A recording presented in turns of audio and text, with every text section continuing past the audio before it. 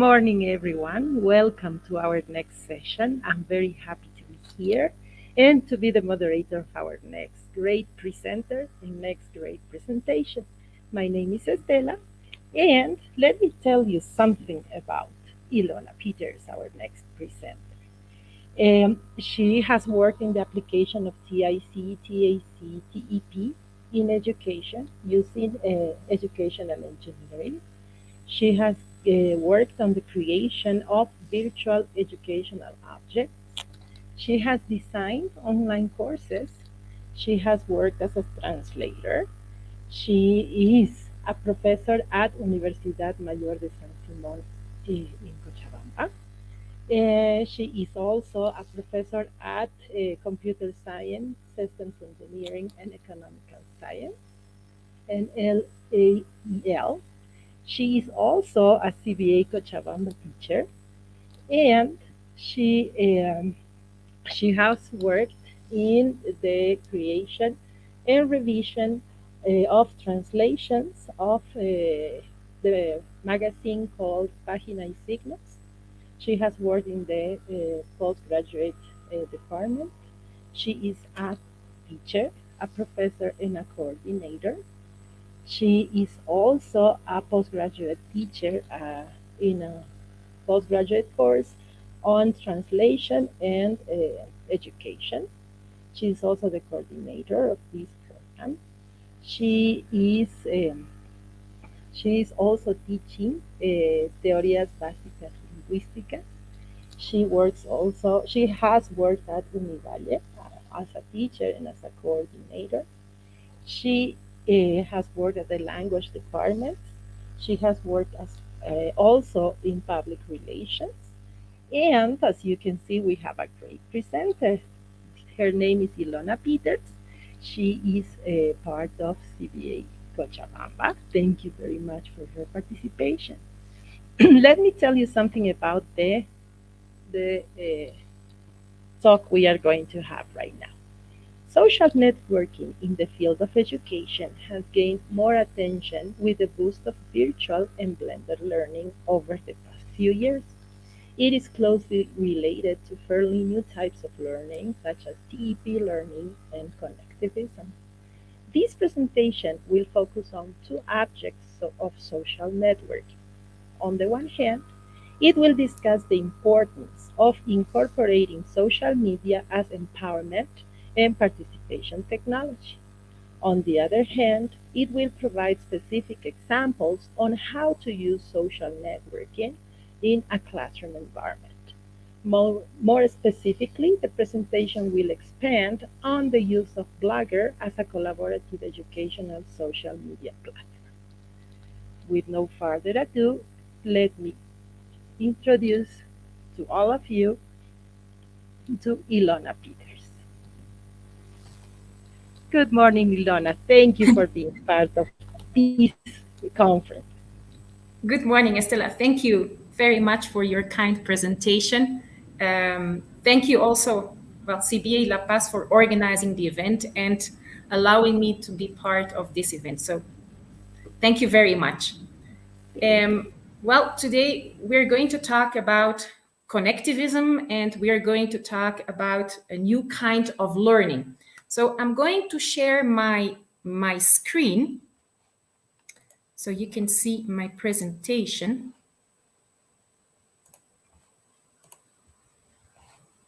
Okay, I guess I am sharing my screen, right? So Estela, could you just confirm to be sure?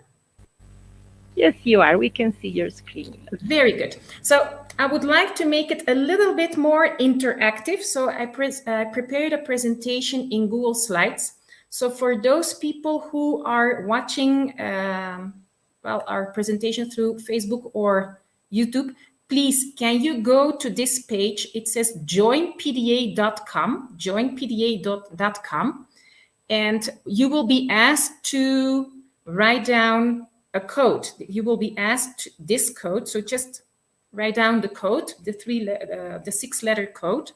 It will give you access to the presentation, and you will be able to do some activities during the presentation. So for those people who are watching us online right now, could you please go to joinpd.com, the page, and if possible, please use the 6 letters you see on the screen to join the presentation. So we're going to wait. I hope some of you can join it.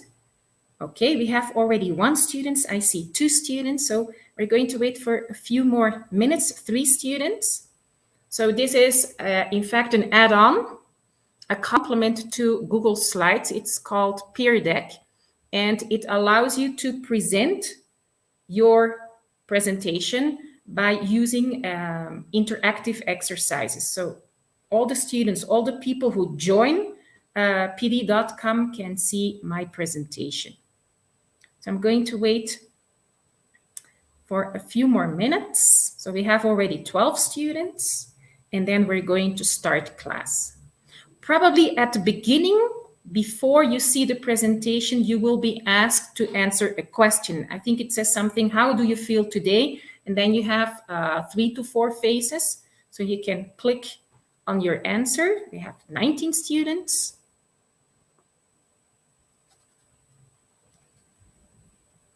Okay, 20, 21, you're still joining us. And then we're going to start in just a minute, 22 students. So we're going to use Peer Deck and Google Slides. Okay, I'm going to start our class. So you have the information for the people who are still connecting. You can still do so while we are starting the presentation. Just go to joinpd.com and type the 6 letters. Okay, we're going to start. So today I would like to talk about connectivism through EPT learning. Okay, connectivism through EPT learning. When I got the invitation to participate during this event, one of the topics that was mentioned was the use of social media. So I would like to focus a little bit on social media. We're going to talk specifically about Blogger. Yes, we're going to learn how we can write a blog, how we can elaborate a blog.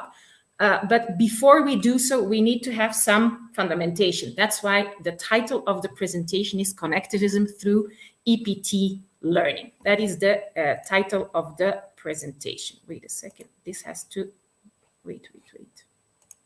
Okay, this has to disappear. Very good. So we're going to move on. This is what Estela just read. We're going to talk about connectivism through TEP learning. So we're going to see 2 concepts, and we're going to link both concepts to social networking, social media. Specifically, we're going to talk about Blogger. That's what we specifically going to talk about. So in fact, the presentation has 2 parts. We have some theory, and then we're going to link this theory to some practice. Very good. And I'm going to ask you a first question. So for the students, for the people, for my colleagues who joined the presentation, you can now see this slide, and you can write down, yes, in your device, 2 things you think you know about today's topic. So we're going to talk about connectivism and a new kind of learning. So you are invited to write 2 ideas, 2 things you think you already know about this topic. So answers, well, if you can, do it in English, or if you want, you can also do it in Spanish. And we're going to check the answers in a few seconds. We have already 9 answers, 9 responses. So there are no good or wrong answers for this exercise. It's just a matter of writing down what you already think you know about today's topic.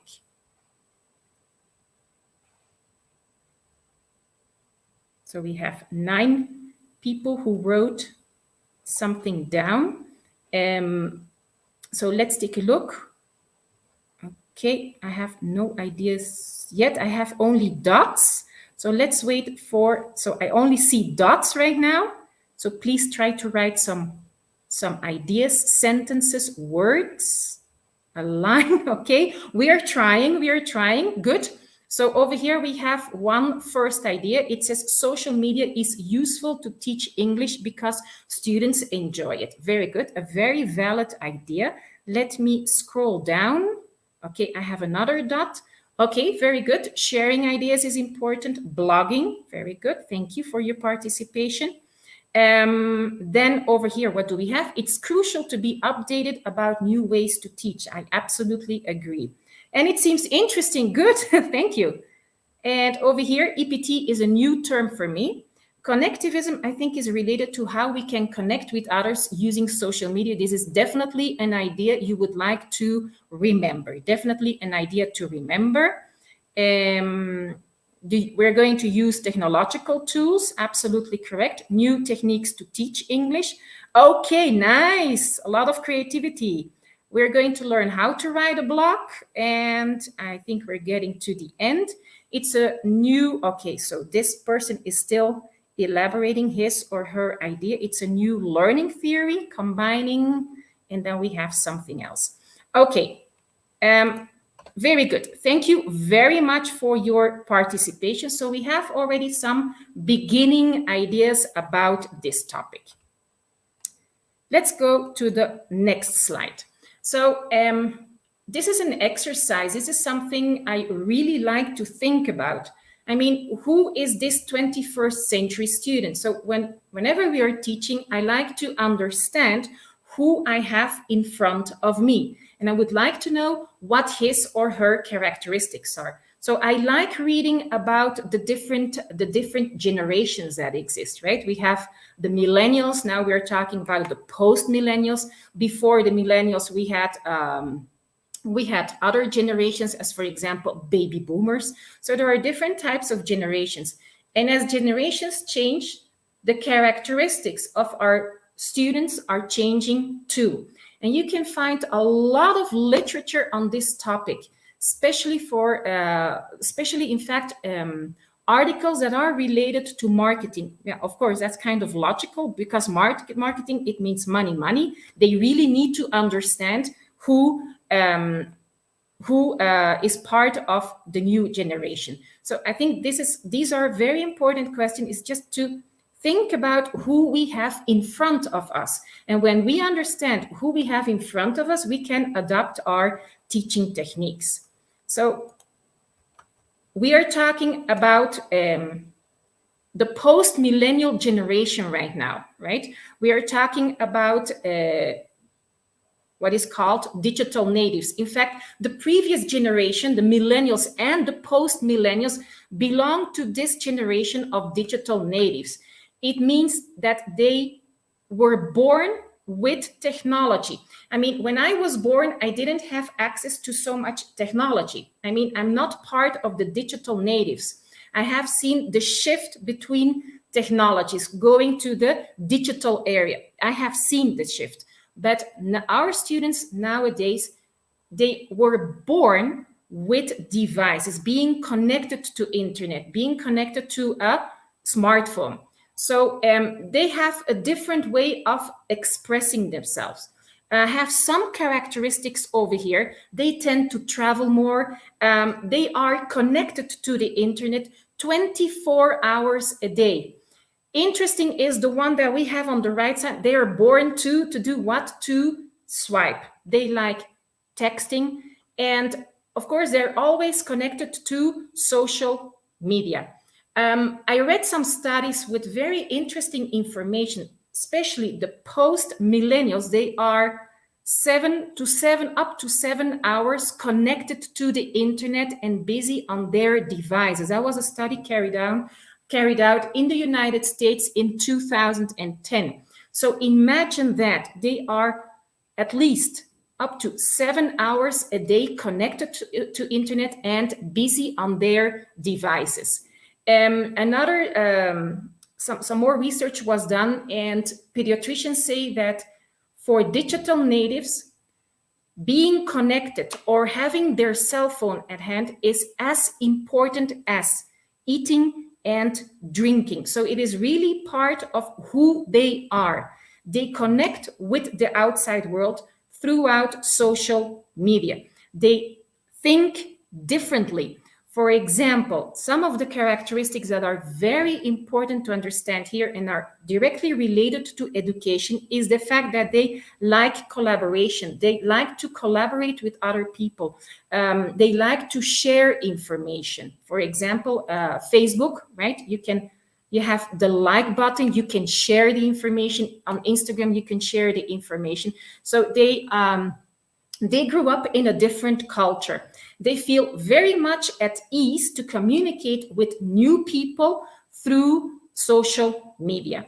Another very important characteristic is that these digital natives are in fact self-taught. They have access to a lot of information, and so they can learn at their own pace. They also like material that is visual, that is auditive, and that is kinesthetic, which means it contains movement.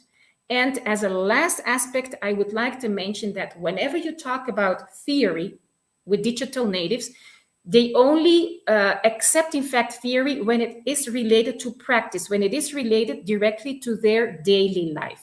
So these are some characteristics, not all of them, but these are some characteristics that belong to digital natives. Digital natives, they belong to the generation that we call, in fact, the millennials, from 1981 until 2000, and then from 2000 until now, we're talking about the post-millennials. So the people who we have in our classrooms are probably most of them will be post-millennials. So these are just some ideas to understand better who we have in front of us. I'm going to move on to the second slide. So please, this is just true or false. Post-millennials are digital natives. Just true or false, you have two options to click on. So please, for the people who are in the presentation, who are following the presentation, you just have to click if you think the statement is true, the green button, and if the statement is incorrect, you just click on the red button. So I'm telling you, or well, the statement says that the post-millennials are digital natives.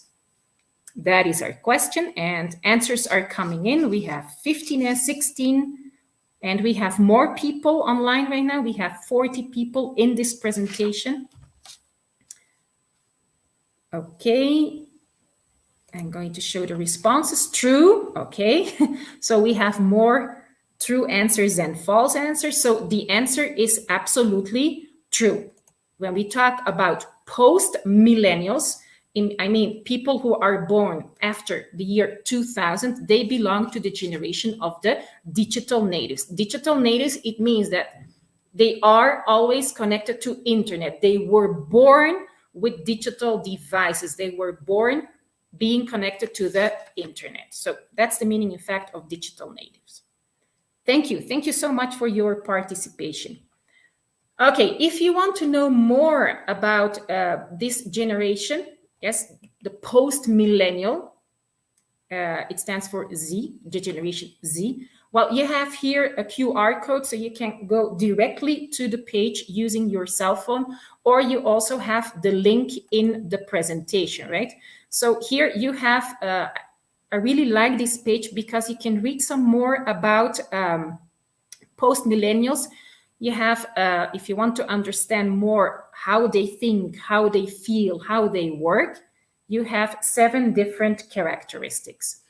And just in case, a tip, if you want to share a website, you can go right next to the address, you have an arrow, and the arrow, you can copy the link or you can create a QR code. Okay, so you have some options to share a page. So you have additional information if you want to read more about the characteristics of post-millennials.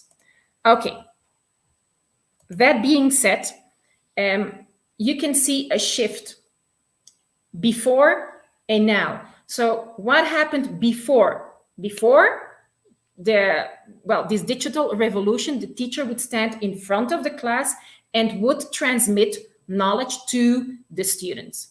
But what happens now, as the focus is more on collaboration, on sharing, and the student has access to different types of information, our teaching methods are going to change too. So if you just take a look at this picture, this image, the first picture on the left side, you already see visually how education has changed and is still changing.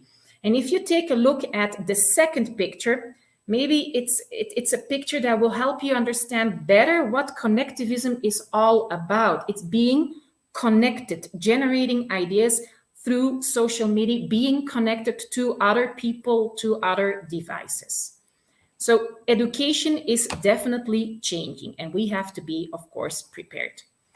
Now we get to, well, one of the first concepts that was mentioned in the title is the concept of connectivism. So connectivism is a theory that will help us teach in this digital age. And I wrote down six different ideas about this theory. And it says learning and knowledge rests in the diversity of opinions. Learning is a process of connecting. So this is kind of obvious, because what do we do, or what does our student do? Our student is connected. Facebook, Twitter, another one, Instagram, and they constantly share ideas, and they're constantly in contact with different types of opinions. So our student nowadays learns through being connected. He himself is, in fact, we call that a node, N-O-D-E. So our student becomes a node in a network of different nodes, which means in a network of different ways of accessing information and exchanging ideas with other people. Number three, very important, and that is a huge shift. Learning may reside in non-human appliances, which means that before the digital age, we were the transmitters of knowledge. But nowadays, students have access to a lot of online information. So students can find the information, and this means that learning or knowledge is not only found in the teacher. Learning is more critical than knowing, and this is important to understand. Number four, it's more important for our students how to learn than to acquire knowledge, to know more things. I mean, this is kind of logical. I don't know if you have ever heard talking about the Google effect. It's also called digital amnesia. I mean, our students do not retain the information that we were used to retain because they have access to information. Information is just one click away. If they need to know their irregular verbs, I mean, it's on Google. I mean, this is, we have to understand this, that they learn differently. I mean, that's what we call the Google effect. All information is available. It's just one click away. Number five, maintaining connections are needed for continual learning. So they learn, as I said, they are a node, and the nodes, they make constant connections. And as they have access to up-to-date learning through their browsers, it means that their knowledge is always up to date. So what we might know today might change tomorrow. So these are some, in fact, ideas, certainly not all of them. I didn't write down all of them because it's a theory. So it involves many other aspects, but these are some ideas that are related to connectivism and, in fact, make us understand how learning and teaching is changing. Well, I wrote it down in English. Maybe I should have written it down in Spanish, but we talk a lot about tic-tac-tep. I mean, I left it in Spanish because it sounds good and it's in fact so catchy, tic-tac-tep. But I'm going to switch, let me see. Okay, let me switch screens, please. So in fact, if we talk about tick, in English, it means ICT. And it stands for information and communication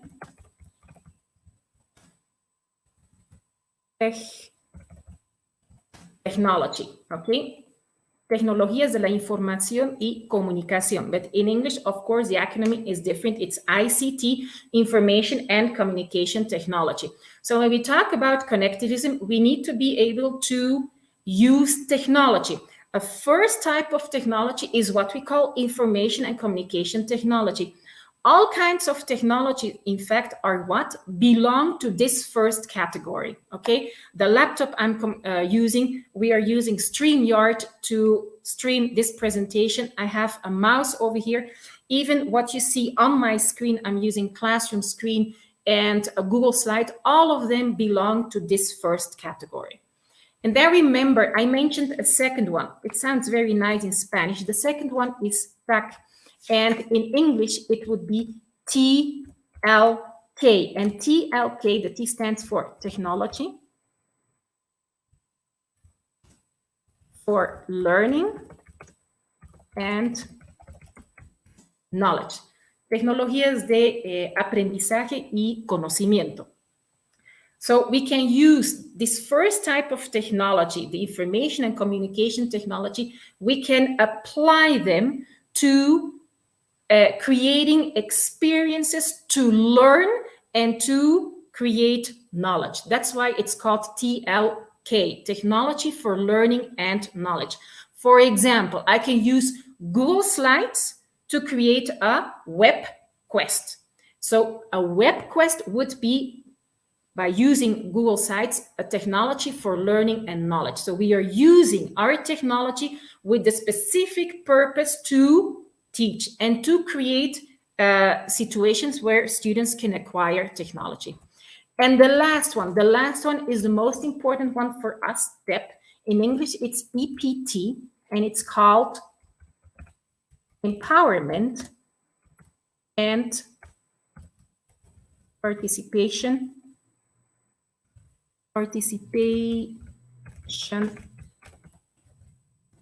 technologies, tecnologías de empoderamiento y participación. And here we can start linking our topic, TEP, EPT, right? Empowerment and participation. We can start linking it to the use of what? What are we going to talk about later on in a few minutes? We're going to talk about creating a blog. So it's important that we create certain situations where students can express their ideas, when they can interact with other people. And that's how you can make them feel empowered in terms of knowledge and how they can be heard. So, well, I really prefer it in Spanish because it sounds a lot better. But in English, well, we have other acronyms. Social media, of course, we have Facebook. I mention it as one example because Facebook has, in fact, an interface that can be used for education. Today, specifically, we're going to talk about Blogger, and another social media is Twitter, right? And by the way, whenever you do some research about educational technologies, communities are created in social media. You have communities in Twitter. For example, you have Wakelet community, you have Genially community. Those communities are created for people who are using this educational tool to be able to have a space where they can interact with other colleagues. So connectivism really applies to the use of social media. So we have these three acronyms. And then we're going to the last slide before we're going to move on to Blogger. I'm going to show you the last set. And you have something to do. It says in 1 minute, write the most important thing from today's lesson or today's presentation. So what do you think or is the most important idea, or maybe plural? So please share your ideas here. You will see you can write. So please share your ideas, and then we're going to check out how we can use Blogger to create our blog. So we have already 5 responses, and we have a total of 43 people connected to this presentation. 6 responses. So if possible, write down one idea or 2 ideas you think are very, very useful.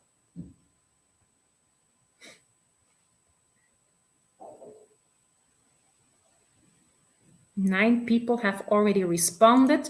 So, okay, good. Wait, I'm sorry. That's my, okay, somebody erased the response.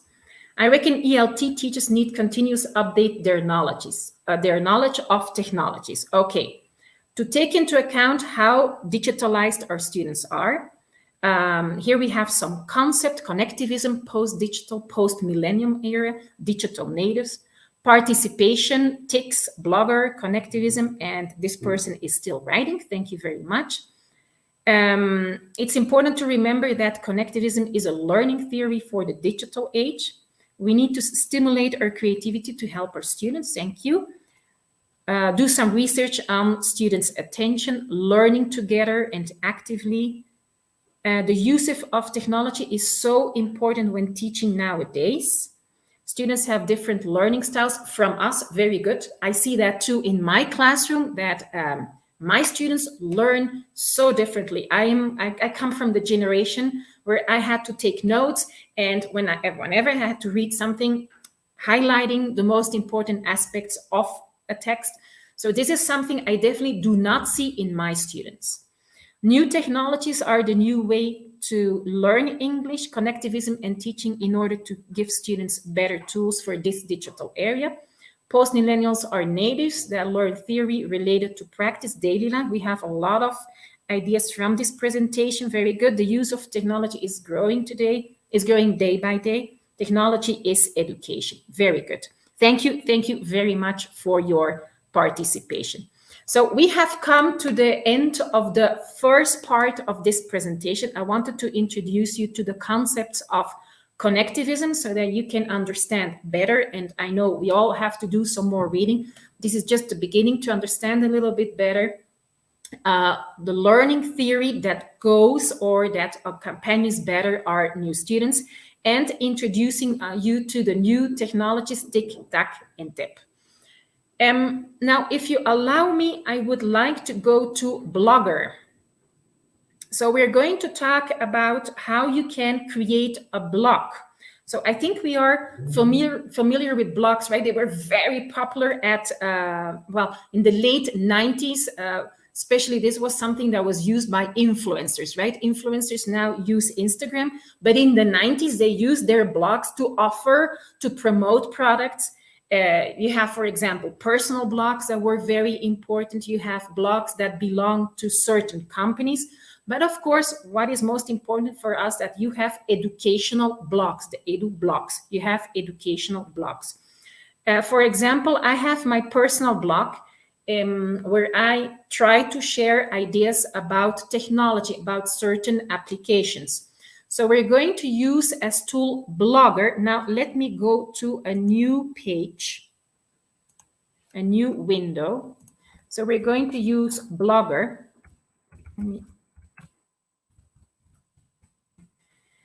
Whenever you go to Blogger, the first thing, that's why I'm using another window, the first thing you have to do is you write down your Gmail account. You have to start a session in Blogger. So the only thing you have to do as a first step, you have to write down your email account, and then you automatically go to you go to the tool Blogger. So first step, try to link, just write down your Gmail account. You link your Gmail account to this tool.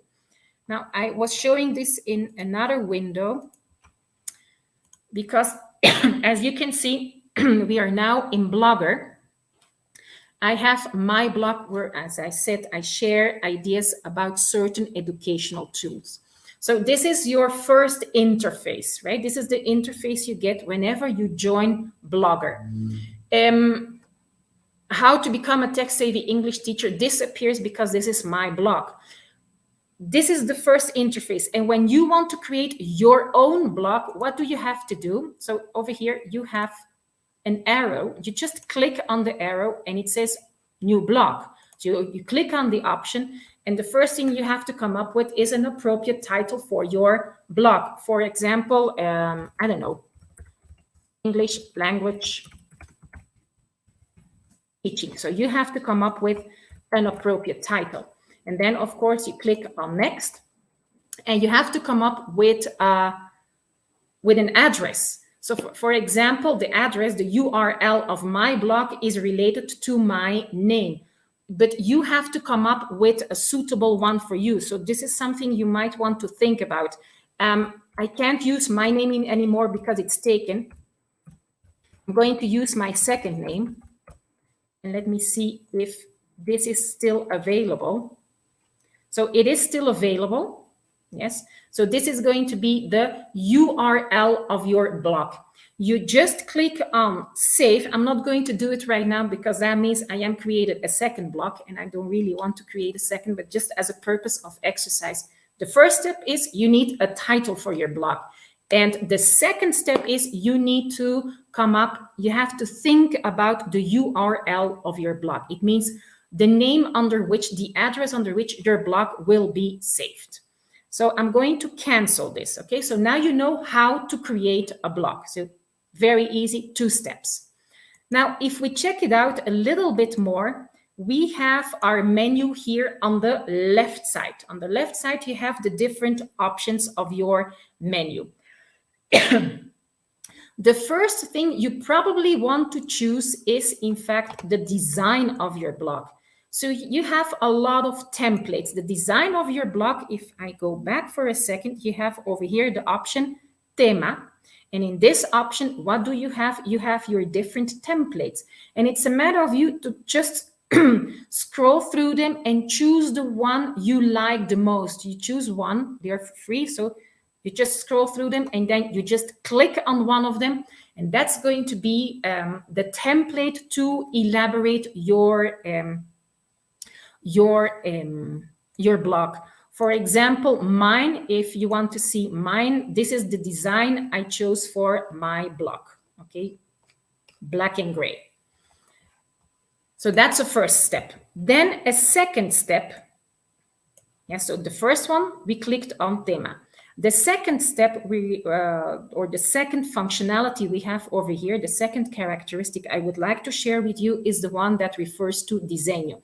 So if we click on design, we have a lot of options available. I'm not going to explain all the options. This is something you have to discover on your own. But for example, you can add certain gadgets, certain functionalities. Yes, you can add certain characteristics to your blog. For example, you can see this one is added to mine. I have barra lateral parte superior. Or what else did I add? I added the search option for my blog. I added the heading, encabezado. I have added the heading to my blog. So this is something you can check out. You have more options. Not all options are visualized in my blog, right? You see, this is turned off, and this one, this little eye is turned off. This one is open, and this one is closed. So it's up to you. You have these options to personalize, in fact, the design of your blog. So if we go back, so you can see I have the heading. This is the heading. And you have the introduction to my blog. I added this. This is my menu bar I added. This is a functionality. And also the option to look for information in this blog. So those are certain gadgets I have added to my design. So you can personalize, in fact, your design. Good. Let me close this. Just in case, it says ingresos. I mean, you can make money through a blog. So if you want to make some money, that's the option you would probably like to check. You can see all the comments that people leave in your blog, and you have the statistics, right? How many people view your blog, how many reactions, etc.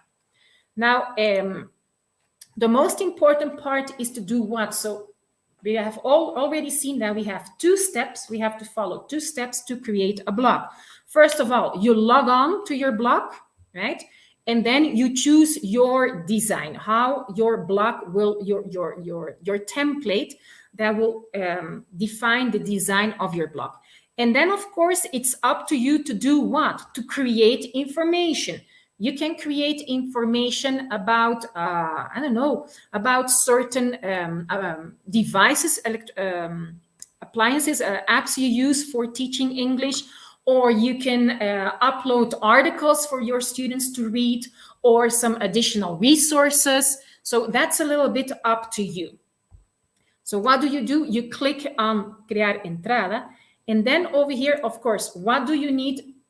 You need to add a title. So I'm going to add as title blogger, and then you are good to go, because I guess you're kind of familiar with the icons you have over here. So you can start writing whatever you want. Blogger, it's an amazing free tool to create an educational blog, for example. You can add pictures. I can add pictures. I can add additional links, etc. For example, if I want to add a picture, it's this one.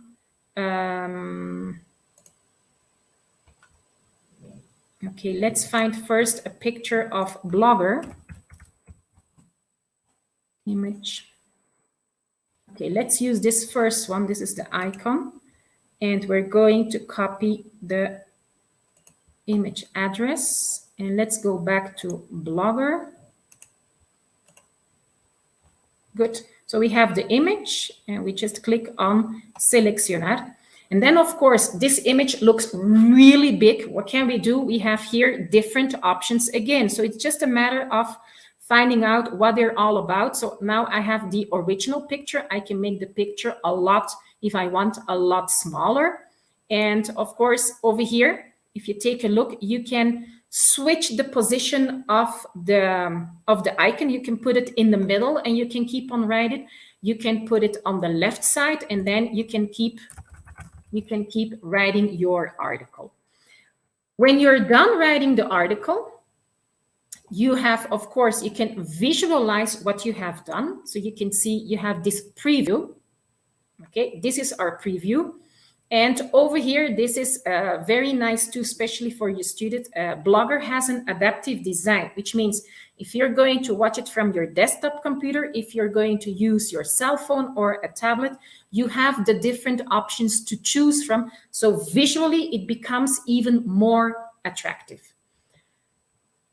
I'm going to close this one. Good. And then when you are absolutely convinced that this is the article, the only thing you have to do is click on the button to publish. So it's very easy to create content in Blogger. I'm not going to publish this because then it's online. I'm going to return, and I'm going to eliminate this one. Okay, very good. Now, what is important, as we were talking about EPT, empowerment and participation, this is the last part before I finish my presentation. Very important is that you can use this with your students or with other teachers in a collaborative way. It means that your students can be added to your blog. So when you go to configuración setting, you can add your students. You can add your students as authors to your blog, and they can start writing and sharing your ideas. Remember that this is all about empowerment and participation. And as this is online, I mean, they can share their ideas. They have a voice. They have a digital voice. So we are now in the option configuración. And you have the possibility to change the language of your blog. It's just a way for you to figure it out. You have to please go over the different options and choose the ones that are most appropriate for you. You have privacy over here. This is something that's up to you. But of course, my blog, as it is more a professional educational blog, it is available for everybody who would like to look for my blog on on Google. You can turn it private. I'm not going to switch it off. You can turn it private, so your blog is only can only be seen by the people who belong to your, let's say, to your community. You have the other information. So if you take a look, the URL of my blog contains my name. Good. And over here, this is the most important part, the permission you would like to grant the people you add to your blog. So I am the administrator, and I can invite other people, other colleagues, or my students, and then I can add them so they are able to write with me or write themselves articles or do some assignments on this platform. So this is up to you. You can invite authors. You can make the reading. For me, it is public because remember, my link is public.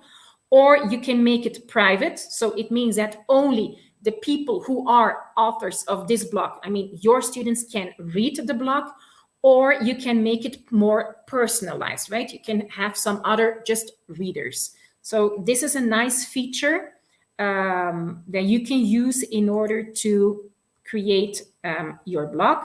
And then you can keep scrolling. You have the possibility, for example, the comments. You can say where you want to have the comments in your blog. I mean, my comments are right under my articles. You can define who can comment. You can even check the comments. Well, moderación de comentarios, mine is never, because I'm not going to check all the comments before they're published. But this is something, I mean, this is very useful, that you have this functionality that protects you, because, well, we have to face it that not all students are mature enough to use the comments or other people, the comments, the way it should be. So it's up to you. You can check the comment before it is published.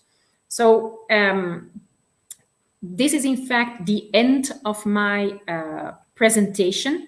So you have this amazing tool, Blogger, free tool, and you can use it as an EPT tool. So I'm going to switch screens. And I don't know, Estela, if there are any questions. Yes, Ilona, thank you very much. This was so interesting. Tic-tac step. I will keep that in mind. Thank you very much. It's easier to keep it in mind in Spanish than in English, right? It doesn't sound good in English. Yes, it has a catch to it, right? There is a question here by Rosario. It says, can you tell us more about the Twitter communities and how they get together? Okay, that's a good question. I mean, I was talking, in fact, about the different educational tools that we have available. For example, Genially is a tool that you can use to elaborate your presentations, infographics, etc. So when you go to Twitter and you try to find, or you look for the word Genially, yes, it's the name of the application, you will have access to a free community. And the point of these free communities is to share ideas, educational ideas of how to use this application with your students. Another one is, for example, you will find me in the Wakelet community. Wakelet is a cool tool where you can, it's in fact a digital library. So you can add all your articles to a library, and then you can share that library directly with your students. So if you go to Twitter, you will also find the community that belongs to Wakelet. It's not only on Twitter. You can also go to Facebook, and you will find communities that belong to digital applications. Thank you very much. Well, we have some great comments, right? This is a comment related to Blogger. It's really intuitive. Thank you for sharing. We have. So, may I say something about the intuitive part? This is true. I mean, Maricela, thank you for writing it down. Don't be afraid of doing some research, of trying, because everything is intuitive. I mean, I mean, I'm from a previous generation. And whenever we had a new appliance at home, let's say a blender or a washing machine, I clearly remember my mom sitting down and she started reading the little booklet and starting to understand how the new device is working or what she should do in order to, well, have some clean clothes. But in fact, all appliances, it's not a matter of reading the booklet anymore. It's a matter of starting and using it because everything has an intuitive interface. It's a matter of, well, get to it, get started. So thank you, Marisela. Great. And talking about what you explained before, Rosario says, oh, talking about Twitter in the communities, Yeah, oh, then it leaves a kind of link in Twitter. Thank you so much. Twitter is the only place where you find people from all ages. That is true, right? And then we absolutely have true. then we have great comments. That is great. Very interesting. We have thank you very much. Thank you so much. Thank you very much. Very interesting. Thanks a lot. Everybody very happy with your presentation. It was great. Thank you very much, Ilona. That's For the people that are interested in my blog, but you can find me in Facebook. Just look for my name. Well, I'm not sharing my screen anymore, but I mean, wait a second, please. Give me just a second.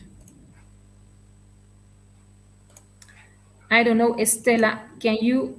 I don't know if I am sharing the link. I think I'm sharing the link, right? I you just did. wrote I'm it going down to in yes, StreamYard. yes. I'm going to post it in the So, comment but section so that everybody can access. if you want to have some more information, you can find me on Facebook. Just look for my name. I'm going to share the presentation so you have access to it. There you go. It's already posted. People can access your blog. We have Thank a you. lot of thank you. It was great. Thank you. Nice presentation. Thank you very much, Ilona. It was so great. Look at this comment. I love it by Patricia Clare. I think I gained a little more confidence. That's the whole point. That's lovely. Look, great presentation. Thanks a lot. Thank you very much, Ilona. It was such a pleasure to be your moderator today. Great presentation, and we are very happy to have you as part of this conference.